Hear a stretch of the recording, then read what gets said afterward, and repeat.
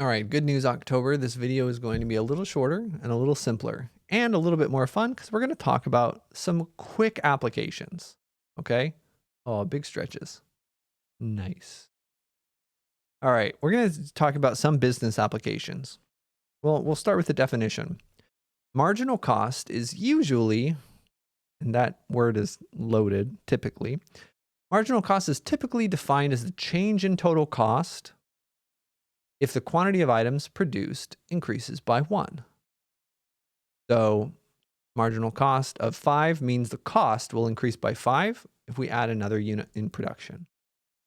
Marginal revenue and marginal profit are going to be pretty similar. Just replace the word cost with revenue or profit. Okay, we'll talk about this a lot more in business calculus, but for now, let's just kind of start with this. So a company has determined the total cost of producing Q items is TC of Q. And that's some function which should have a Q here. Our input's Q. Our input is not X. And usually our variables are one letter, but it's actually possible to have a variable be two letters. So here we have one variable, total cost, it's just TC. And we can also use that as our function. So again, different notations. This says that our total cost is a function of Q. That's what that means. Anyway, so it says find the marginal cost when production is at 5,000 items and interpret your answer. So we didn't really have a formula up here for marginal cost, but we can kind of make one. Right? It says marginal cost is typically defined as the change in total cost. It's going to be the change in total cost if the quantity of items produced increases by 1. So it's going to be the change in items produced. And it's always going to be 1 for that denominator.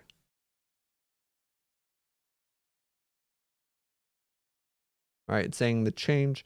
So it's an average rate of change, right? This is average y over average x, or change in y over change in x. That's exactly what we're looking at. Marginal cost is an average rate of change, but it's specifically an average rate of change when the quantity of items produced is increased by only 1. Right? So in this one, we increased by A. This one, we increased by H. This one, we increased by 4. Marginal cost is a specific application when we're only increasing by 1. So we can do that. So production's at 5,000 items. We're increasing it by 1. So our interval can be thought of as the interval from 5,000 to 5,001.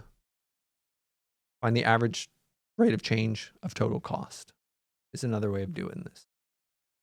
So that's going to be the total cost at 5,001 minus the total cost at 5,000 divided by 5,001 minus 5,000. Again, for marginal cost and marginal revenue and marginal whatever, the denominator is always going to be 1. So we go off to the side and say, what is the total cost when we produce? What is the total cost of producing 5,001 items? Oh, we'll get an approximation here. 2,000 plus 50 times the square root of 2,000 plus 50 times the square root 5,001, about $5,536. We're going to use the approximately equal sign. And I'll try to specify how I want you to round, even though I'm not now. 5536. We'll do the same thing for 5,000. Replace this with 5,000. 55. Okay, we need more decimal places because this is also about 5536. 5535. Let's give enough. Let's do 5339. Make sure that we have enough decimal places to actually give an interesting answer. 8874. All right. And again, there's a lot to be said for this. In this total cost equation, this essentially says that the 2000 is always there. Doesn't matter how many units we produce, our running costs, maybe it's the rent or whatever, or the passive costs of maintaining the equipment, I don't know, whatever. These passive costs are always going to be 2000. So no matter how many we produce, how much we're open, we're always going to have to pay that 2000. Maybe it's a week, or who knows how often we have to pay that 2000. And then depending on how many units we produce, there's extra costs. So these are called fixed costs and variable costs. The 2000 of this is just the cost of existing. And then the 3,500 on top of that is actually the cost specifically of those items for their production. So now, again, we're going to use an approximately equal to sign because we're rounding. We'll do that second one, which is 5535.8874 minus the first one, 5535.5339. And the denominator is just 1. And we could subtract those two numbers. 5535.8874 minus 5535.5339. We're going to get 0.3535.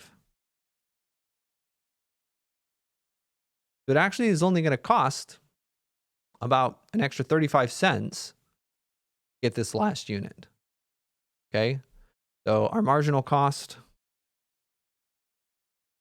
is about 35 cents per unit. So we'd say at our production level, at a production level of 5,000 units, each additional unit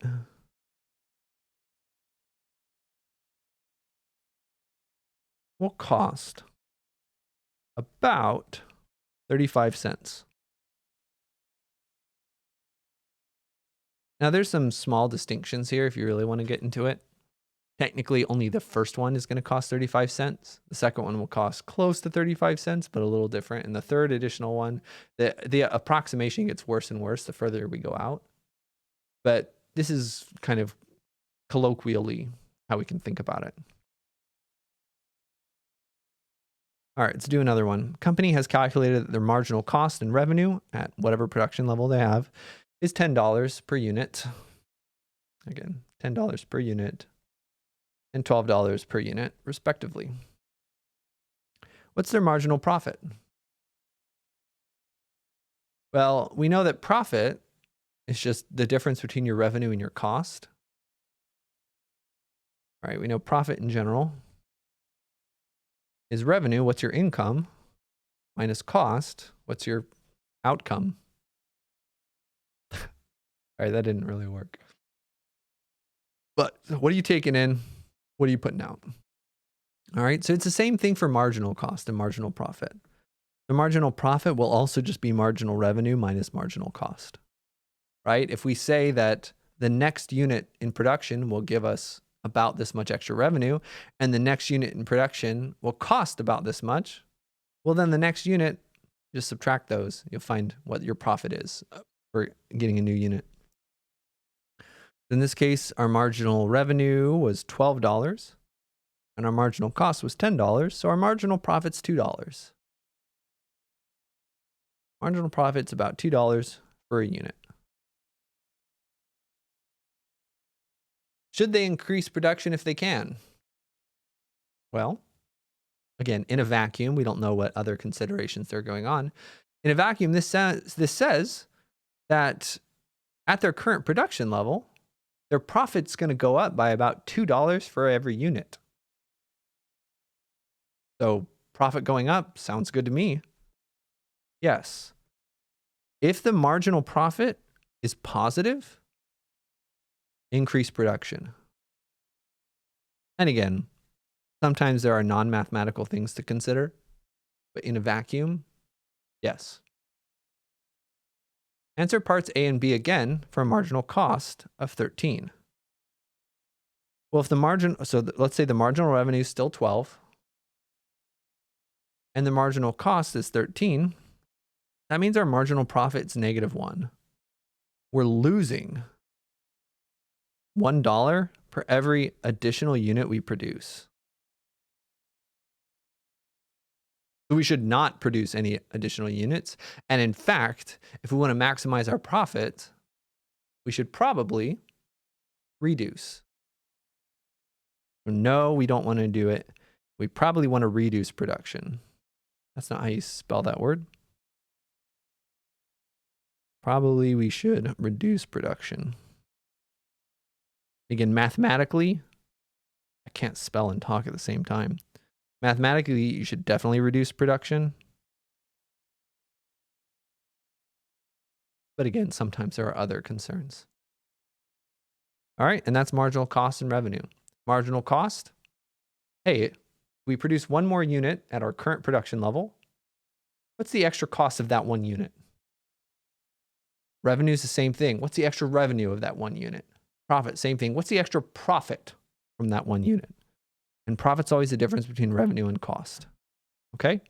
So let me know if you have any questions. Enjoy this little application and have a good one.